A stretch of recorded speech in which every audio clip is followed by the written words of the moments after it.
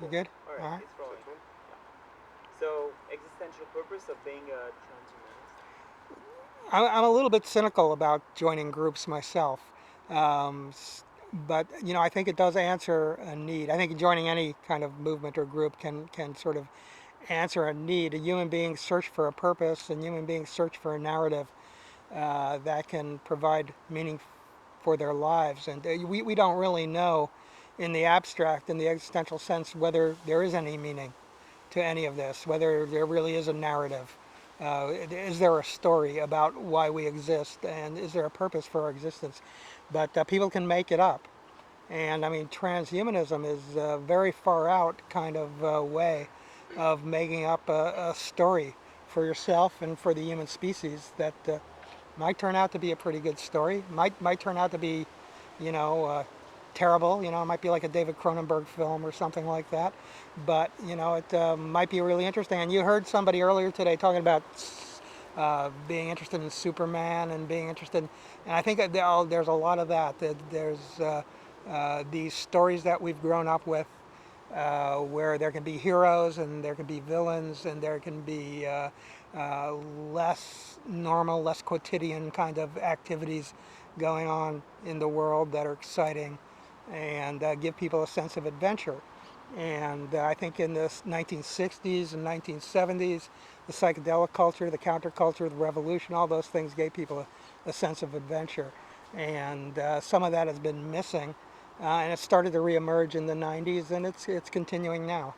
And transhumanism is an aspect of people uh, finding a way to have an adventure. Their adventure might be just sitting somewhere and trying different drugs and being in virtual reality, but it's an adventure of stuff. It's a mental adventure at least.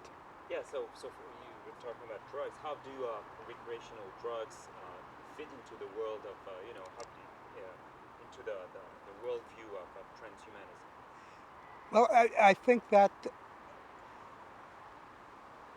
with drugs, I mean, I'm talking about mind drugs now, leaving aside physical, uh, you know, the medical aspect of transhumanity that will involve drugs also, mind drugs. There's been a movement towards intelligence increased drugs, nootropics, smart drugs, however you want to phrase it, since the 1970s. It started with a couple named Dirk Pearson and Sandy Shaw, and it started with Timothy Leary, who was associated with the LSD psychedelic culture, and he was interested in smart drugs and started spreading that around. And this is, the cognitive enhancement, the ability to use your rational, logical mind to make discoveries and to increase your abilities to do work and understand things better. But there's also always been the link with psychedelic drugs, and the psychedelics seem to open up your neurology to other perspectives. It's not so much that you gather more information as you get a shift, and the shift allows you to see things in different ways, and that's very transhuman. Anything that shifts you from the sort of survival level of humanity, um, or the push and pull power dynamics of humanity, and just gives you some other way of looking at things, helps to build movements like transhumanism. I mean, it also helps build the movements of people who don't like transhumanism and would rather get away from our mainstream culture completely and get away from technology.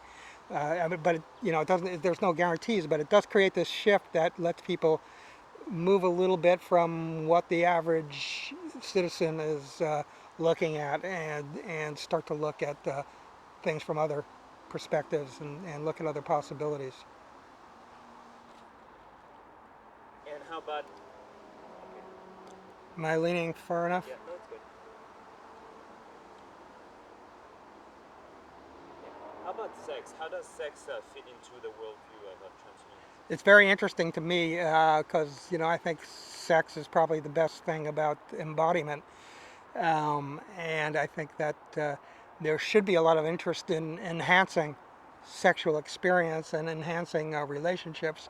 I do see that uh, there's what I consider to be a sort of a very narrowish clique within transhumanism, hyper rationalists and so forth.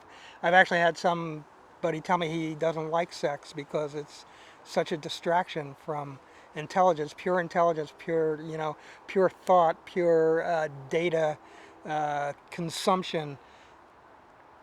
Robots will do that better. The AIs will do that better because they don't get distracted by sex. So there's a strongly puritanical Calvinist element in some parts of the transhumanist world, and then there's the hedonic transhumanists, which sort of started with Leary. There's a guy David Pierce who does the webpage called the Hedonic Imperative, who believes in ending all suffering in the world and thinks that we could live in various states of cognitive bliss, functional cognitive bliss. So I mean, there is kind of a division between what you might call the psychedelic transhumanists and the reductionist transhumanists who sort of want to make themselves like robots.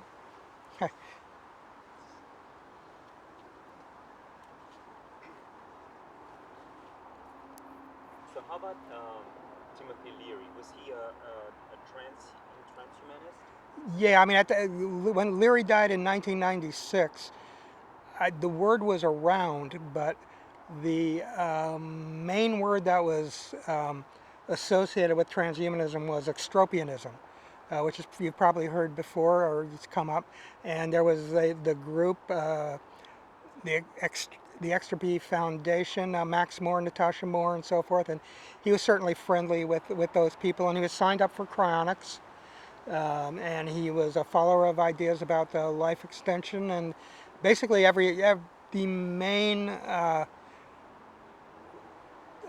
the main the number one point in the transhumanist declaration from I think it was 1998 was is fundamentally the same as what Timothy Leary advocated for the future in 1974, which is space migration, intelligence increase, and life extension. So basically, he and FMS Fondieri were sort of the two people who got this going, as well as some people writing specifically about immortality or hyper longevity. Um, you don't. A lot of people don't want to talk about Tim being, a major factor in having this thing evolve, but certainly Max Moore. Who started the Extropians, has referred to Leary as one of his influences and has referred specifically to a book called Exopsychology that Leary wrote in the mid late 70s, um, which is a pretty good guide to uh, what might happen to human cognition in conditions in which we get control over our biology, in which we get control over molecular technology, in which we go into zero gravity, and maybe ultimately in which we get control over quantum effects and so forth.